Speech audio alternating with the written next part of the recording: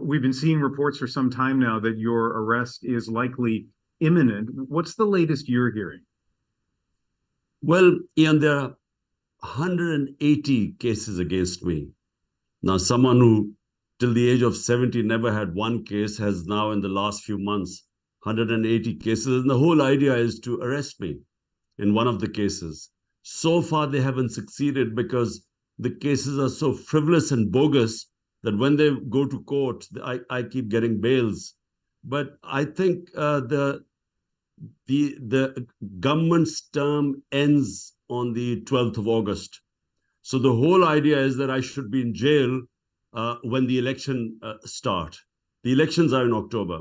So this is why, all these attempts to arrest me and get me out of the race are going on. And so what do you think the timing is likely to be? Sometime before the end of the government's term, but do you think an arrest may come in the next few hours or few days? What do you know about that? Well, I have to go from one court case to another almost on a daily basis. I have police inquiries. So most of my time is spent on this.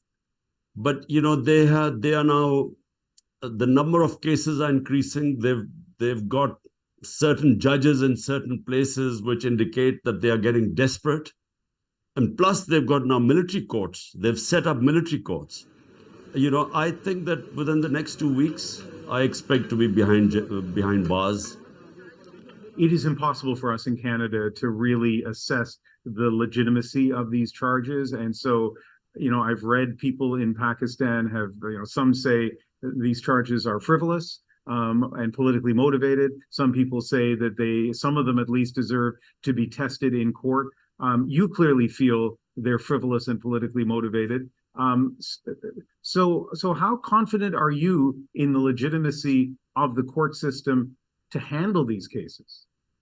Well, in the past, Ian, let me just tell you that in the past, whenever we've had a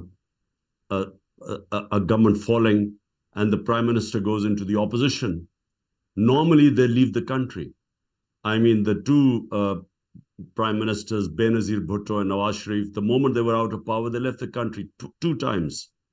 So this is the only time that the ex-prime minister is not leaving the country.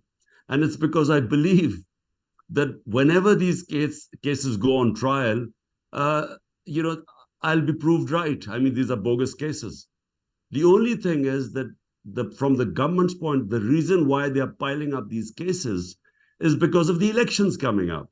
And what they hope is that they would get a conviction in one of the cases, and I will go into appeal to the Supreme Court. But meanwhile, the elections will be over and I would be disqualified for the elections. So this is why this whole exercise is going on. Pakistan is in a politically, strategically sensitive part of the world. It is a nuclear power. There are a lot of reasons for the West to want stability in Pakistan. What needs to happen for there to be that stability? Well, what are supposed to be the Western values? And Western values are democracy, rule of law, free speech, no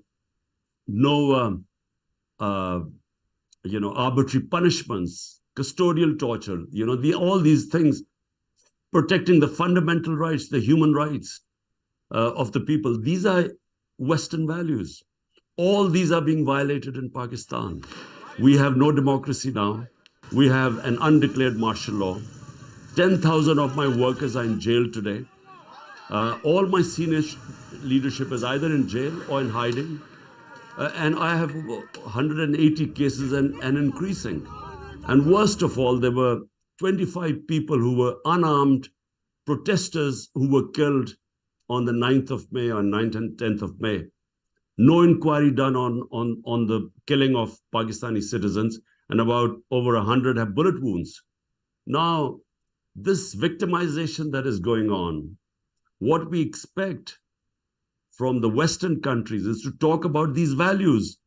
The only way we will have stability in Pakistan are free and fair elections.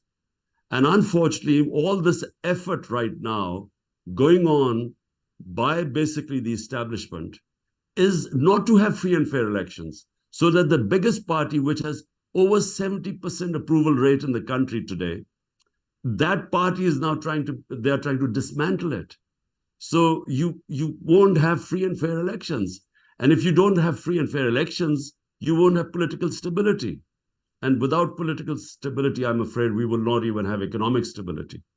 Is there a role for Canada that you'd like to see this country play in terms of achieving stability in Pakistan?